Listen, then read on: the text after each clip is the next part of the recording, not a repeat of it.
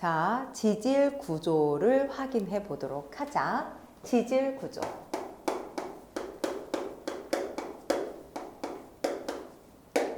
지질 구조라고 하는 것은 지층면이 차곡차곡 쌓여 있는 정합과 이 정합 외에 이 지각의 여러 개의 힘들이 작용이 되어서 이 지층이 다양한 모양을 이루게 된 상태, 이것을 보는 걸 지질 구조라고 한다. 이 지질 구조를 통해서 과거의 지구에 어떤 일이 있었는지 부분적으로 확인을 해줄 수 있기 때문에 우리는 반드시 지질 구조를 확인해 주어야겠지. 지질 구조 중에 첫 번째, 습곡. 자, 지층이 순서대로 잘 쌓여 있는 것을 우리는 정합이라고 부르는데, 그 중에 가운데 지층이 이렇게 사선 무늬가 있는 지층이었다라고 가정을 하고, 이때 양쪽 끝에서 미는 힘이 주어졌다면 이라는 것이 조건이 되겠지.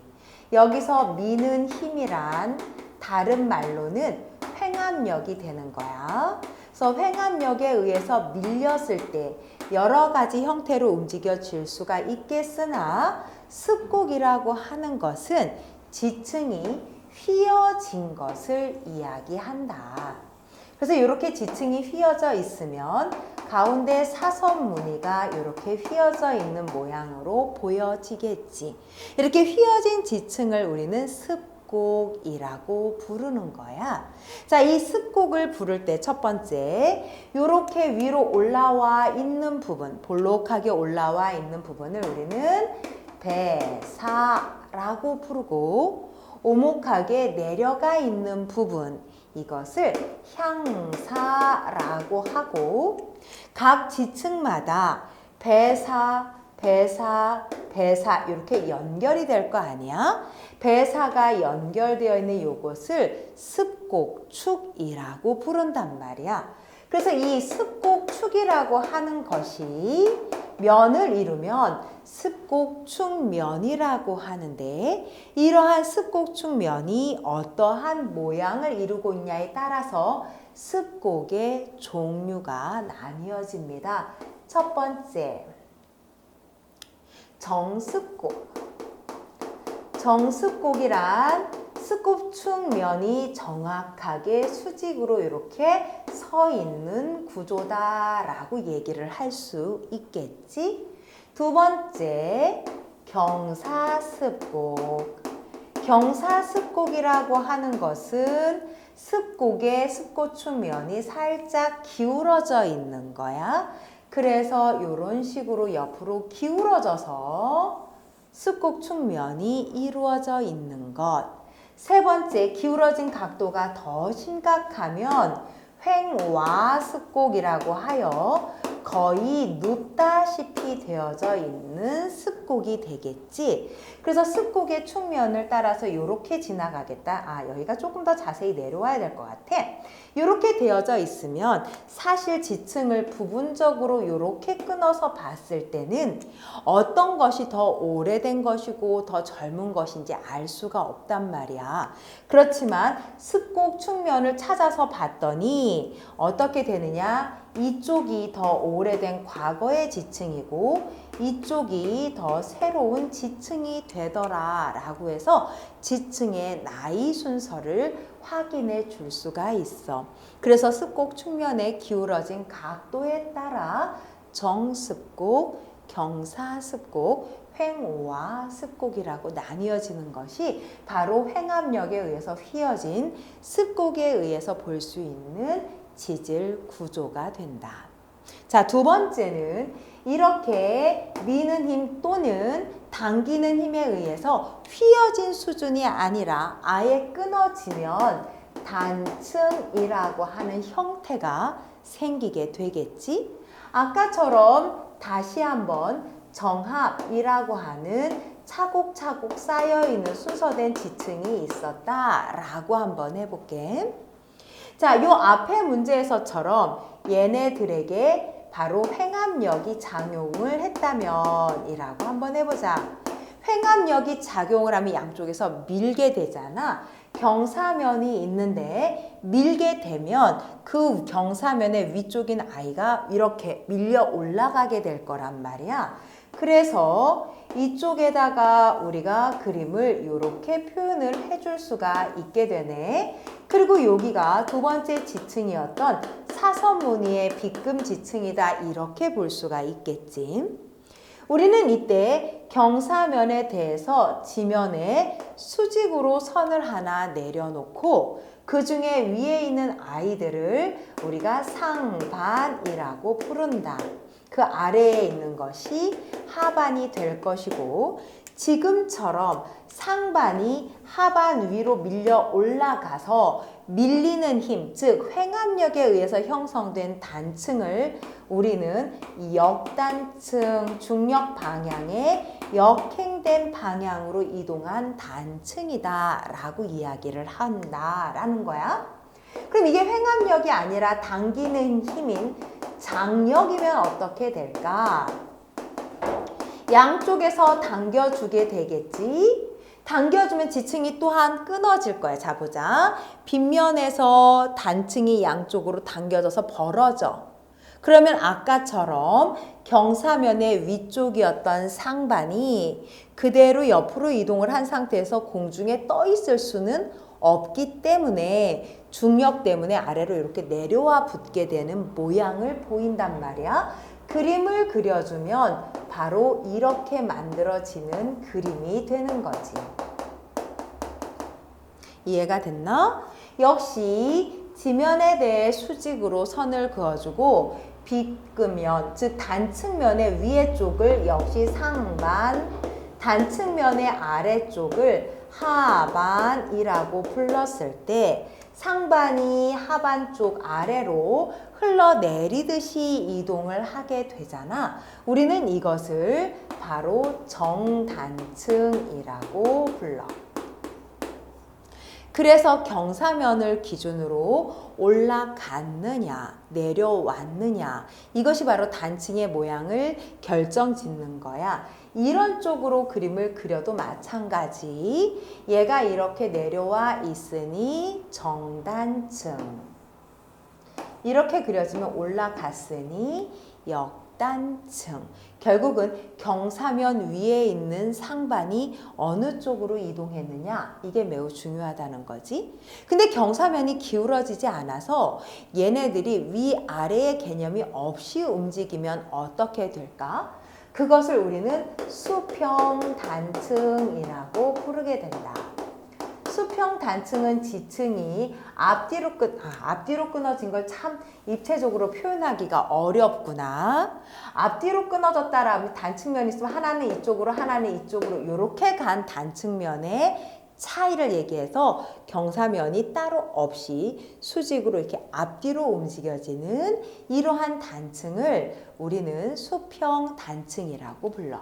자, 수평 단층과 우리가 그동안에 봤던 저런 구조의 비슷한 단층은 변환 단층이라는 게 있었다. 그래서 수평 단층과 변환 단층을 한번 비교를 해보자. 자, 먼저 수평 단층이다 라고 하면 수평 단층은 뭐 해령이 있든 또는 산맥이 있든 여러 가지 이유에 의해서 지층이 끊어졌을 때 요 위에 것들은 전부 다 이쪽으로 가주어야 하고 아래 것들은 전부 다 왼쪽으로 가주어서 전체적으로 방향이 반대로 만들어진 단층을 수평 단층이라고 불러. 하지만 변환 단층이라고 하는 것은 수평 단층과는 조금 차이가 있지. 자, 해령이라고 하는 형태가 이렇게 끊어졌다라고 하면 해령을 기준으로 지층은 여기는 이쪽으로, 여기는 이쪽으로 이렇게 가게 되겠지. 밑에 부분은 해령을 기준으로 여기는 이쪽으로, 여기는 이쪽으로 가게 되는데 굳이 화살표를 3개씩 그려놓은 이유가 뭘까? 바로 여기 사이 부분만 반대 방향으로 움직여서 생기는 단층 지역이기 때문이겠지. 그래서 전체적으로 반대 방향이냐 부분적으로 반대 방향이냐에 따라서 수평 단층과 변환 단층은 구분을 해준다. 세 번째, 이거 외에 또 다른 것은 무엇이 있을까라고 하면 요번에는 전리라고 하는 것이 있을 거야. 아, 가로 지우다가 잊어버렸다. 큰일 났네. 자, 세 번째, 전리. 맞겠죠?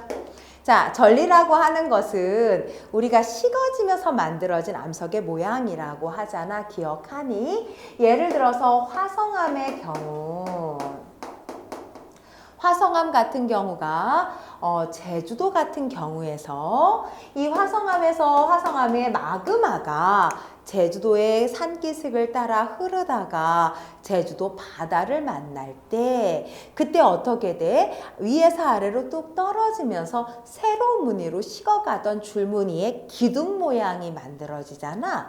이런 기둥 모양이 만들어질 때 세로 무늬로 만들어진 이러한 전리를 주상전리라고 부르게 되는 거지. 즉 전리라고 하는 것은 끊어져 있는 모양처럼 보이기는 하지만 이것이 실질적으로 지층이 움직여져서 만들어진 것은 아니다 라는 얘기를 해주고 있는 거야. 자, 네 번째, 부정합. 아까부터 내가 습곡을 이야기할 때 또는 단층을 이야기할 때 계속 정합에서 라는 표현을 썼어. 정합이라고 하는 것은 어떤 지층이 순서대로 차곡차곡 쌓여서 시간적으로 연속적인 형태를 만든 것, 이것을 정합이라고 한다는 거지.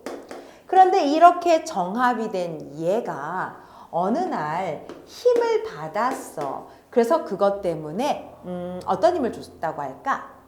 그래, 양쪽에서 미는 횡압력을 줬다고 하자. 그래서 습곡이 이렇게 형성이 되었다고 한번 해볼까?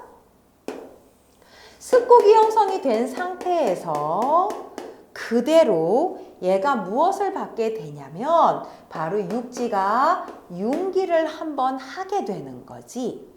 융기를 하니 어떻게 돼? 풍화 침식에 의해서 여기가 이렇게 딱 잘려버리게 되네. 이렇게 잘리게 되는 현상을 우리는 풍화 침식에 의해서 만들어진 현상이다 라고 이야기를 해줄 수가 있단 말이야. 그리고 육지에 있었으면 계속해서 풍화 침식으로 깎이고 있었겠지. 그런데 이 지층이 침강이라고 해서 바닷속으로 다시 들어와 버린 거야. 그럼 바닷속에선 다시 새로운 퇴적이 일어나게 되겠네. 그래서 여기에 새로운 퇴적 지형이 다시 생기게 되는 거지.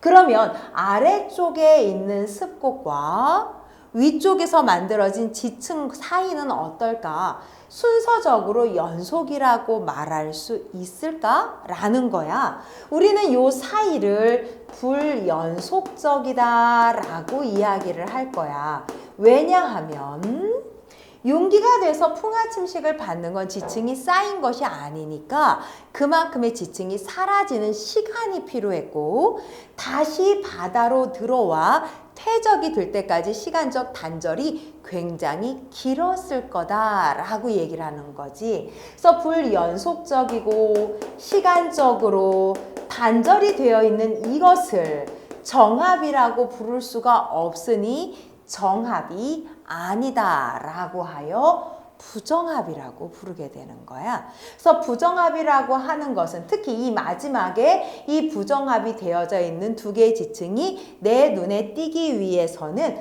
다시 한번 융기라고 하는 게 되어서 육지로 올라와야 우리 눈에 보여지겠지? 그래서 하나의 부정합을 보기 위해서는 융기가 2번, 침강이 1번 필요하다. 그런데 그 중에 마지막 융기는 관찰되기 위한 융기다라고 얘기할 수 있어.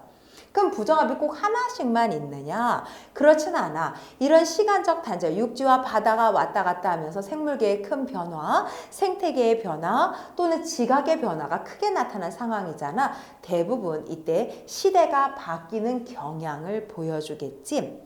똑같은 부정합이 두 개 나타날 수도 있어. 여기 하나, 이 위에 또 하나 있을 수도 있잖아. 이런 부정합이 두 개라면 융기는 맨 마지막에 관찰을 위한 융기까지 융기 3번에 침강은 2번이 나타나는 형태가 된다라고 말을 하는 게 바로 부정합이 되는 거야. 근데 이 부정합도 또 종류가 있다, 그 와중에.